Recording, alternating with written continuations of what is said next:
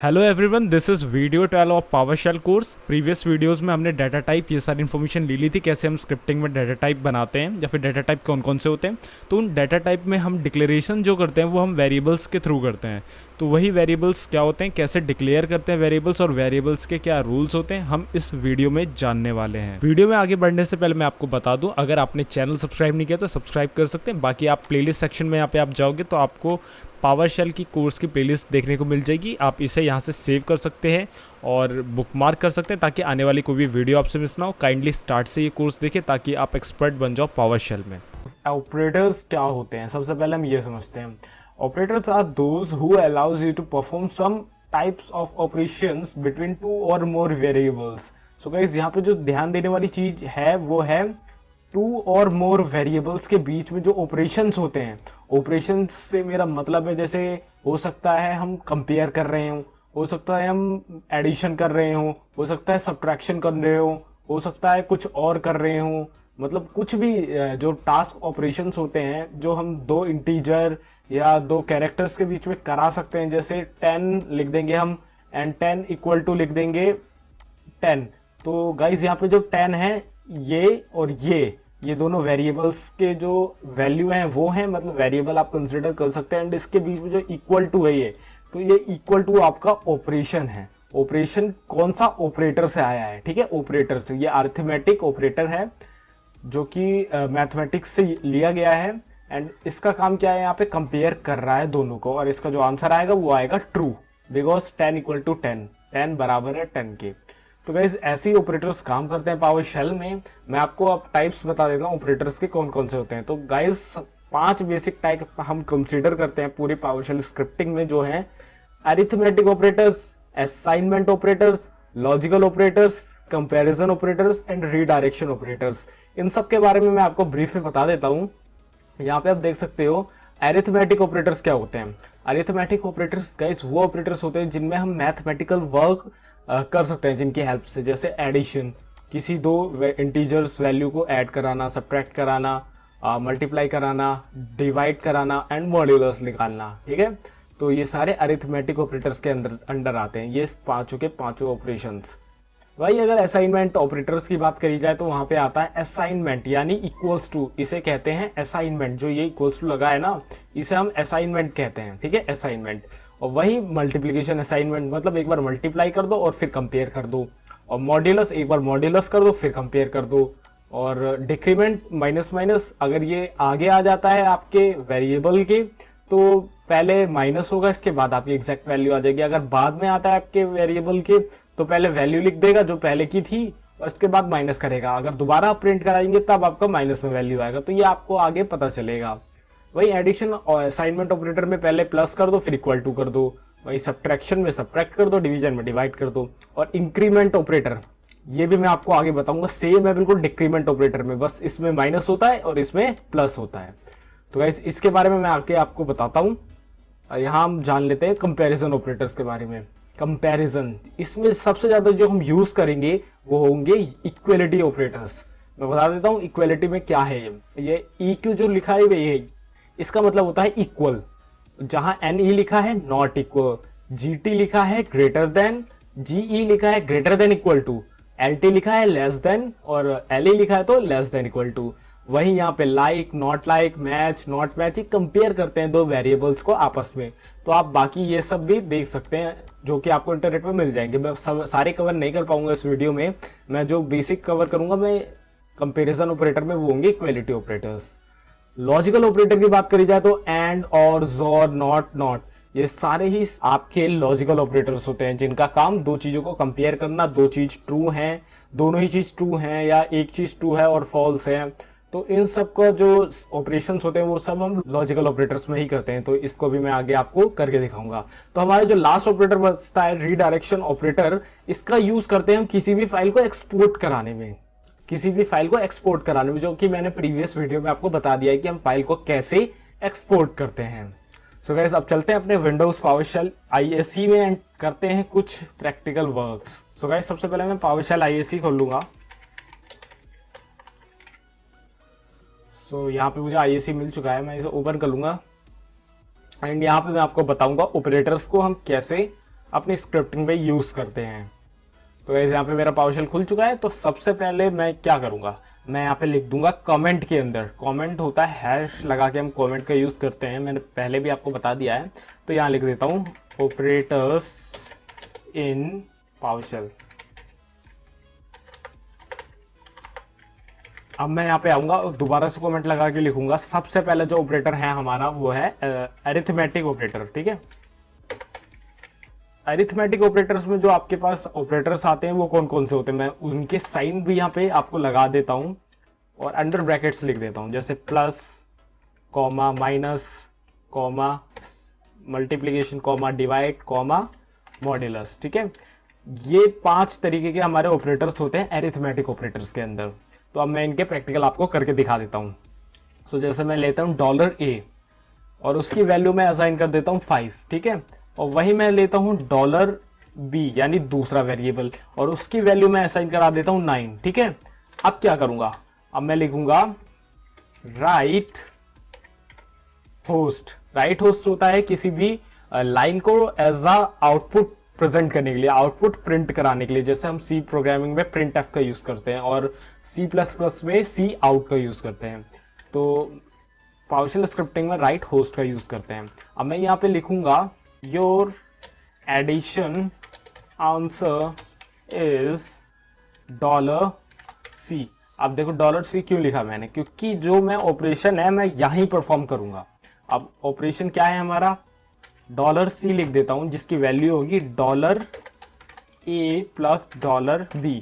तो गाइज यहाँ पे हमने क्या किया, यहाँ पे हमने प्लस ऑपरेटर का यूज कर लिया है। ठीक है, तो यहाँ हमने प्लस ऑपरेटर का यूज कर लिया है और $C का काम क्या है, दोनों जो $A है और $B दोनों वेरिएबल्स को ऐड कराने का काम, और यहाँ हमने सिंपली $C को कॉल करा दिया है। ठीक है, तो आंसर क्या आना चाहिए, your addition answer is $C यानी 14। तो इसे रन कर देते हैं। तो गाइस यहाँ पे आप देखो योर एडिशन आंसर इज 14। तो गाइस यही है ऑपरेटर्स का काम कि किसी भी वैल्यू को हमें ऐड कराना है, मल्टीप्लाई कराना है। मैं आपको दूसरे वाले ऑपरेटर्स भी करके दिखा देता हूं। इसे सिंपली मैं यहीं से रीनेम कर लूंगा। ठीक है, मैं लाइन बाय लाइन नहीं कर रहा हूं क्योंकि इसमें मेरे को सारे ऑपरेटर्स कवर करने हैं, तो मैं सिंपली उन्हीं को रीनेम कर दूंगा, आप समझ सकते हो। ठीक है, सबट्रैक्शन कर दिया है। अब मैं इसे सिंपली क्लियर करके रन कर दूंगा।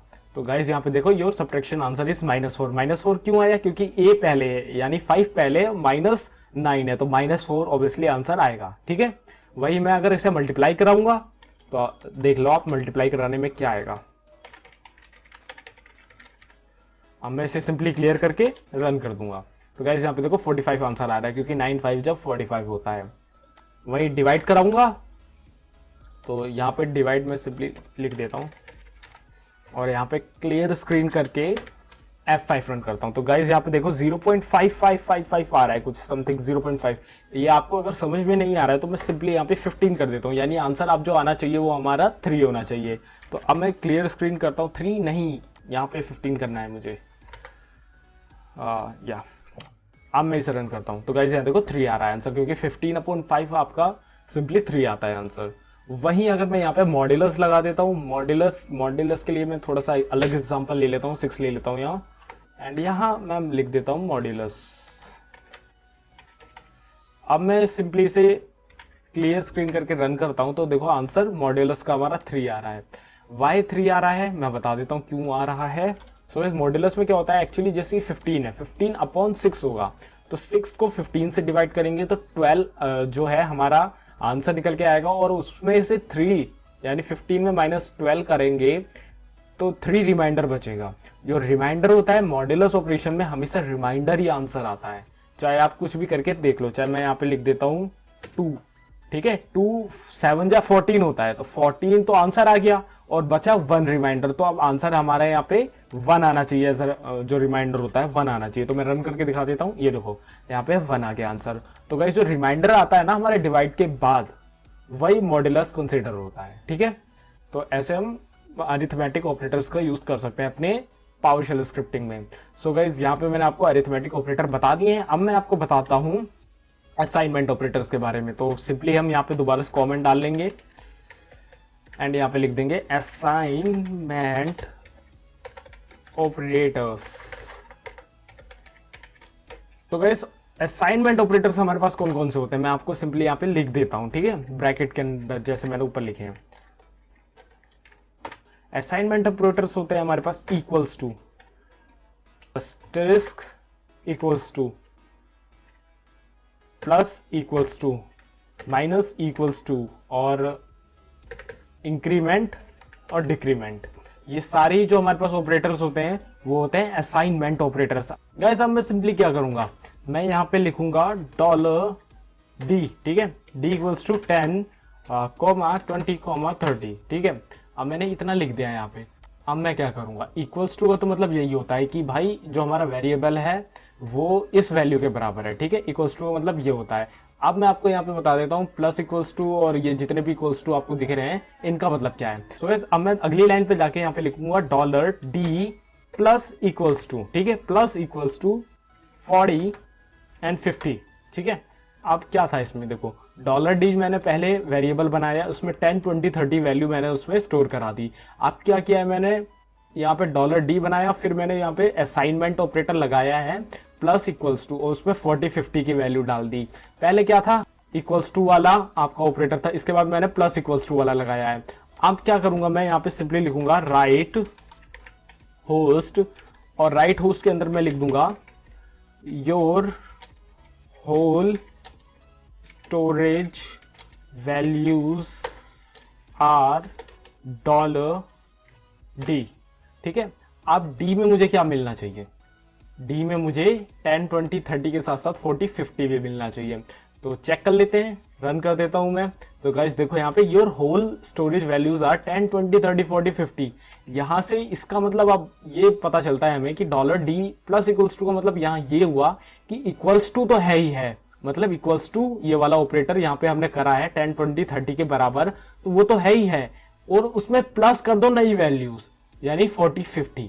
सो गाइज अब मैं आपको ये मल्टीप्लाई इक्वल्स टू वाले का मतलब बता देता हूँ। सो गाइज यहाँ पे हम इसे हटा देंगे, अभी $d लिखेंगे और इक्वल्स टू लिखेंगे, और यहाँ पे हम अंडर कोट्स में कोई भी वर्ड लिख देंगे। जैसे मेरा नाम है आदर्श तो मैं आदर्श लिख दूंगा। सिंपली मैं अगली लाइन पे जाऊंगा एंड यहाँ पे $d लगाऊंगा दोबारा से, और मल्टीप्लाई इक्वल्स टू का साइन लगा के मैं यहाँ पे क्या लिखूंगा 3, ठीक है। अब दोबारा नई लाइन पे जाऊंगा $d लिख दूंगा, और मैं यहाँ पे राइट होस्ट लिख देता हूं ताकि थोड़ा सा इनपुट मुझे अच्छा मिले, ठीक है। सो मैं यहां क्या लिखूंगा, मैं लिखूंगा योर मल्टीप्लाइड नेम इज, ठीक है, मल्टीप्लाइज लिख दिया है, ed लगा देते हैं। अब मैं इसे रन करूंगा। गाइस यहाँ पे देखो आदर्श आदर्श आदर्श 3 बार आ चुका है, बिकॉज मैंने यहाँ 3 से मल्टीप्लाई किया। यहाँ मैं अगर 3 की जगह 9 से मल्टीप्लाई करता तो देखो जितनी बार मैं मल्टीप्लाई करूंगा उतनी बार ये रिपीट होता हुआ चला जाएगा। अगर मुझे स्पेस देना है मैं सिंपली यहाँ पे एक स्पेस दे दूंगा आदर्श के बाद अंडर कॉमास के नीचे, और दोबारा रन करूंगा तो देखो स्पेस के साथ साथ वो प्रिंट होता चला जाएगा। जितनी बार मैं लिखूंगा उतनी बार ये प्रिंट होता चला जाएगा। सो गाइस ऐसे ही इन सब ऑपरेटर्स को आप एक्सप्लोर कर सकते हो। मैं आपको इंक्रीमेंट डिक्रीमेंट वाले का भी बता देता हूँ कैसे ये यूज होते हैं। मैं सिंपली दोबारा से $d बनाऊंगा एंड यहाँ पे इसकी वैल्यू दे दूंगा 5, ठीक है, और दोबारा से यहाँ पे क्या करूंगा $d बना के प्लस प्लस कर दूंगा, ठीक है। प्लस प्लस करने के बाद मैं इसे प्रिंट करा लूंगा और रन कर दूंगा। सॉरी कमेंट हो गया यहाँ पे, अब मैं इसे रन कर दूंगा। सो गाइस यहाँ पे जो हमारा आंसर आ रहा है वो आ रहा है 6, ठीक है, 6 आ रहा है हमारा आंसर। और अगर मैं यहाँ पे प्रिंट कराने के बजाय ऐसे ही प्रिंट करा लूं, सिंपल ऐसे ही मैं प्रिंट करा लूं, प्रिंट नहीं होगा क्योंकि हमने कॉल नहीं किया है। और अगर मैं ये प्लस प्लस की जगह माइनस माइनस लगा दूं, यहाँ पे क्या हुआ था 5 + 1 हो गया 6। प्लस प्लस का मतलब होता है +1, ठीक है, प्लस प्लस का मतलब होता है +1 और माइनस माइनस का मतलब होता है -1। सो गाइस अब जो हमारा आंसर यहाँ पे आना चाहिए वो होगा 4, ठीक है। रन करा देते हैं इसे। वैसे देखो 4 आंसर आ रहा है। इसका मतलब माइनस माइनस मतलब जो डबल आपको माइनस दिख जाए या डबल प्लस दिख जाए तो एक बार प्लस एक बार माइनस आप मानो और 1 1 आगे लगा दो उन दोनों के। सो गाइस ये थे इंक्रीमेंट और डिक्रीमेंट ऑपरेटर्स। सो यही थे सारे असाइनमेंट ऑपरेटर जिनमें हम कुछ ऐसे ऑपरेशंस यूज करते हैं जिसमें हमें मल्टीप्लिकेशन करना हो या कुछ नई वैल्यूज ऐड करनी हो या इंक्रीमेंट करना हो या डिक्रीमेंट करना हो। सो गाइस इसके बाद जो हमारे ऑपरेटर्स आते हैं वो हैं लॉजिकल ऑपरेटर्स। तो जो लॉजिकल ऑपरेटर्स होते हैं वो बहुत ही आसान ऑपरेटर्स होते हैं पूरी पावरशेल स्क्रिप्टिंग में। मैं आपको सिंपली यहाँ पे कुछ ऑपरेटर्स को लिख के दिखा देता हूँ, जैसे ग्रेटर देन, लेस देन और equals to, not equals to, इसके साथ साथ less than equals to. So guys बहुत सारे होते हैं, आप एक्सप्लोर कर सकते हैं, मैंने वीडियो के स्टार्टिंग में भी आपको दिखा दिए थे। सो अब हम क्या करेंगे, डॉलर ई नाम का एक वेरिएबल बनाएंगे जिसकी वैल्यू हम दे देंगे 5, ठीक है। और नई लाइन पे हम एक और नया वेरिएबल बनाएंगे जिसकी वैल्यू हम दे देंगे 5, मतलब सेम वैल्यू, ठीक है। अब हम क्या करेंगे, सिंपली यहां जाऊंगा, डॉलर ई लिखूंगा, स्पेस दूंगा, ई क्यू लिख दूंगा, स्पेस दूंगा, फिर डॉलर एफ लिख दूंगा। अब मैं इसे रन कर दूंगा। सो गाइस यहाँ पे देखो आंसर आ रहा है true, because it is true. E Q का मतलब होता है इक्वल्स, ई और एफ इक्वल है कि नहीं ये हमें यहाँ बताना है, जो कि 5 दोनों है, यानी दोनों ही इक्वल है। अगर यहाँ पे एक को मैं वैल्यू बढ़ा देता हूँ और रन करता हूँ, सो गाइस यहाँ पे देखो फॉल्स आ रहा है, इसका मतलब ये फॉल्स है। सो इससे हम ये कंपेयर करके ये पता लगाते हैं कि भाई ये दोनों इक्वल्स बैठ रहे हैं कि नहीं बैठ रहे हैं। अब जैसे यहाँ पे मैं इसकी वैल्यू 5 से 8 कर देता हूँ और यहां लिखता हूं ई लेस देन, यानी LTF, यानी 5 8 से छोटा है कि नहीं, जो कि 5 छोटा है। अब इसे रन करता हूं तो देखो आंसर ट्रू आ रहा है। और यहां LT की जगह मैं GT लगा देता हूं, यानी ग्रेटर देन, तो गाइस ये बिल्कुल गलत है क्योंकि 8 बड़ा है 5 से, 5 नहीं है बड़ा, तो इसमें फॉल्स आना चाहिए।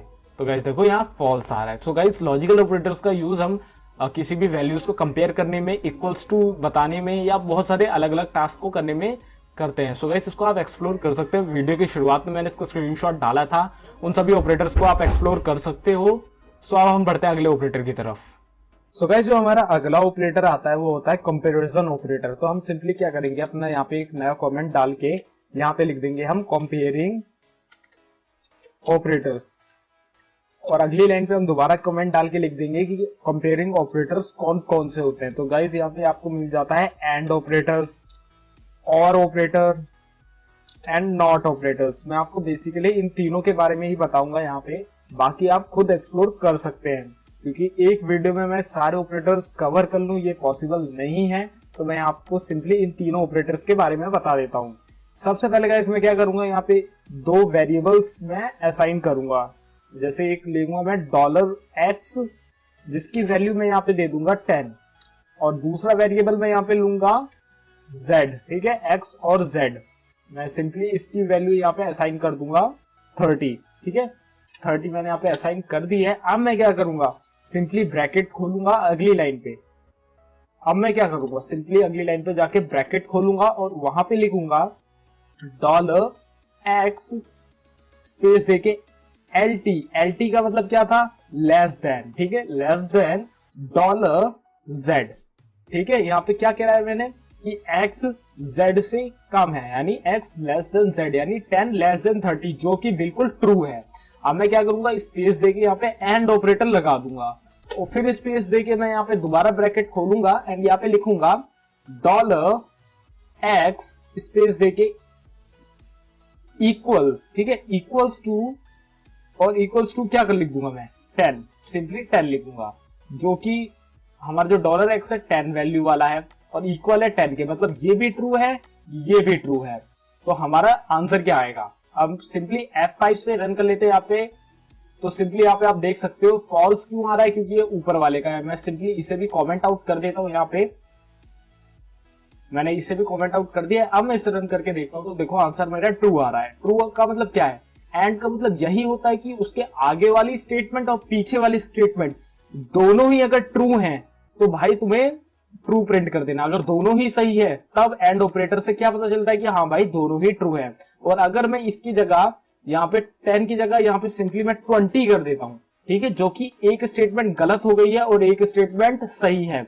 और अगर मैं एंड के साथ इसे रन करता हूं तो ये फॉल्स हो जाएगा। गाइस ये देखो ये फॉल्स हो चुका है। लेकिन अगर मैं इसकी जगह और कर देता हूं, एक सही है एक गलत है, और अब रन करता हूं तो गाइस ये ट्रू हो जाएगी, क्योंकि और हमेशा वहां लगता है जहां एक स्टेटमेंट सही होती है और एक स्टेटमेंट गलत होती है। और अगर हम दोनों साइड की स्टेटमेंट को सही करके और ऑपरेटर का यूज करते हैं तो गाइस इसमें जो स्टेटमेंट है वो तब भी ट्रू ही रहती है।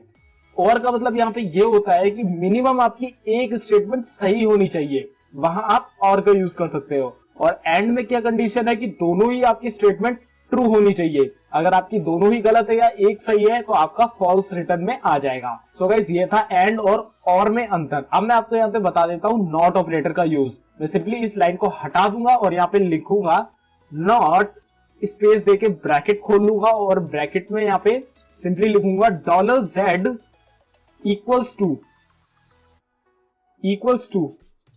30। देखो अब मैं क्या कर रहा हूं यहाँ पे, z जो है 30 वैल्यू है उसकी, ठीक है, इक्वल्स टू 30 है। ये बिल्कुल ट्रू स्टेटमेंट है, बिल्कुल ट्रू स्टेटमेंट है, लेकिन मैंने इसके आगे नॉट लगा दिया है। नॉट का मतलब होता है कि जो स्टेटमेंट सही है ना उसे नॉट गलत कर दो, ठीक है। अब आंसर मेरे क्या आना चाहिए, मैं रन करके देख लेता हूं। फॉल्स आ रहा है आंसर। फॉल्स क्यों आ रहा है? बिकॉज यहाँ पे मैंने स्टेटमेंट गलत कर दी है। और अगर मैं इसे यहां से हटा देता हूं, नॉट को यहां से हटा देता हूं और अब रन करता हूं, तो देखो आंसर मेरा ट्रू आ रहा है। इसका मतलब जो नॉट होता है, हमें जो आंसर जो लाना होता है वो बिल्कुल उल्टा कर देना है, मतलब पलट देना है। गलत कर सही है गलत कर देना है, गलत है तो सही कर देना है। तो हम वहां पे नॉट ऑपरेटर का यूज करते हैं। यहाँ पे अगर मैं यहाँ पे सिंपली नॉट लिख दूंगा तो मेरा आंसर सही होने के बावजूद गलत हो जाएगा। तो नॉट ऑपरेटर का यूज तब करते हैं जब हमें जो आउटपुट है वो उल्टा लेना हो। उल्टा मतलब अगर हमारा सही आ रहा हो तो गलत आए, गलत आ रहा हो तो सही आए। तो ऐसा कुछ काम करने के लिए हम नॉट ऑपरेटर का यूज करते हैं। सो गाइस मैंने आपको यहाँ पे मेन जो बेसिक्स ऑपरेटर्स होते हैं जो कि हम पावरशेल में यूज करते हैं, चारों ऑपरेटर मैंने आपको बता दिए हैं। हमारा जो अब लास्ट ऑपरेटर बचता है उसका जो काम होता है वो होता है फाइल्स को एक्सपोर्ट करना, जिसे हम कहते हैं रीडायरेक्शन ऑपरेटर्स। तो गाइस वो वीडियो मैंने पहले ही कवर कर ली है, जिसमें हम टाइप नल की कमांड का यूज करके किसी भी टास्क की या किसी भी टाइप की फाइल हम एक्सपोर्ट कर सकते थे। सो गाइस वो वीडियो आप जरूर से देख लेना, वो पूरी लिस्ट मैं नीचे डिस्क्रिप्शन पे दे दूंगा प्लेलिस्ट की, आप जरूर जाके वहां से देखना। सो गाइस होप ये वाली वीडियो आपको समझ में आई हो, सारे ऑपरेटर्स आपको क्लियर हुए हों। और जो ऑपरेटर्स मैंने इसमें नहीं कवर किए हैं आप वो सिंपली गूगल में सर्च करके उनके बारे में आप जान सकते हो। एंड आप इनको थोड़ा सा प्रैक्टिस करोगे तो आपको इस धीरे धीरे समझ में आ जाएंगे। तो गाइस इस